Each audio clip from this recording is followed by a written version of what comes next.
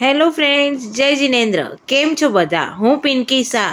હું તમને મારા ઘરની એ જગ્યા બતાવવા જઈ રહી છું જે મને સૌથી વધારે ગમે છે.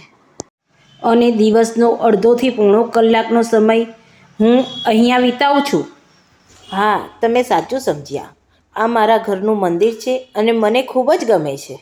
આજે મારું મંદિર સાફ કરવાનું હતું તો મને થયું કે તમને પણ મારું મંદિર બતાવું. મારું મંદિર નાનું છે પણ ખૂબ જ સુંદર છે. મેં મારું મંદિર ખૂબ જ સાદું રાખ્યું છે અને વ્હાઈટ કલરનો પથ્થર લગાવડાવ્યો છે અને સામે બેસવા માટે મેં એક બેઠક પણ બનાવી છે. જુઓ, આ અત્યારે જે પથ્થર છે એ કેટલો ગંદો થઈ ગયો છે. અને તમે જે આ સાથિયા જોઈ રહ્યા છો ને, તે હું આવા એક્રેલિકના સાથિયા લાવી હતી. તેની અંદર મેં ડાયમંડ જાતે લગાવ્યા છે અને આ સાથિયાને મેં 2 વે પટ્ટીથી દિવાલમાં ચોંટાડી દીધેલા છે. હું મંદિર સાફ કરું ત્યારે ભગવાનને આવી રીતે બધા સાઈડમાં મૂકી આ પથ્થર જો ક્લીન કરી ત્યારબાદ ભગવાનને મેં પાછા બેસાડી દીધા. હું દિવસમાં 3 વખત મંદિરમાં જાઉં છું. હું સવારે ઉઠીને સૌથી પહેલાં મંદિરમાં જાઉં છું, ત્યારબાદ જ ઘરનું બીજું કામ કરું છું.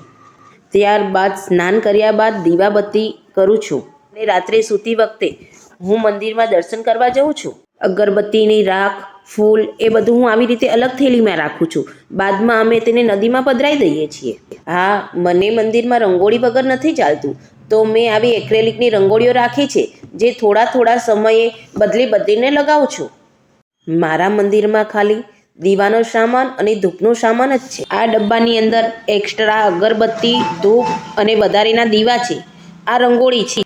આ ડબ્બાની અંદર 2-3 મુંગટ છે અને આ નવકારવાળી છે. અને આ ડબ્બામાં રોજનો ધૂપ અને આ માચીસ, બસ આટલી જ વસ્તુ છે. અને નીચે ખાનાની અંદર ભગવાનની થોડી બુક્સ છે, અમારા પૂજાના કપડાં છે અને દિવાળીમાં શણગારવા માટેનો સામાન છે. અને તમને જે આ પેટી દેખાય છે તેને સાલીભદ્રની પેટી કહેવાય છે. અને જો તમને મારા આ મંદિરનો વિડીયો ગમ્યો હોય તો લાઈક, શેર અને સબસ્ક્રાઈબ કરવાનું ના ભૂલતા. By friends.